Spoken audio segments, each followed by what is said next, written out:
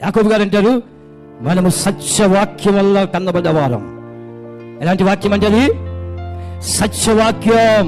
మనసు ఇచ్చల ద్వారా కాదు, రక్తము ద్వారా కాదు, మాంసము ద్వారా కాదు, సత్యము ద్వారా నీవు నూతన జన్మ పొందావు. ఎందుకు దేవుని సంకల్పం ఏమిటి? నూతన జన్మ పొంది మారు మనసు పొంది పుట్టిన ప్రతి వారు కూడా జ్యేష్ఠులుగా ఉండాలి. ఎప్పుడు కూడా ముందు వరుసలో ఉండాలి.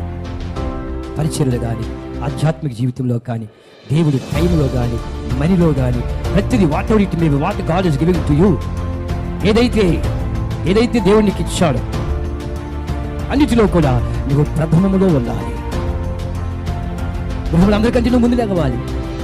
జ్యేష్ఠుడివే నువ్వు. ఆ రోజు అందరికంటే సంఘానికి ముందురా, ప్రార్థన చేయ. జ్యేష్ఠుడివే, జ్యేష్ఠుడు.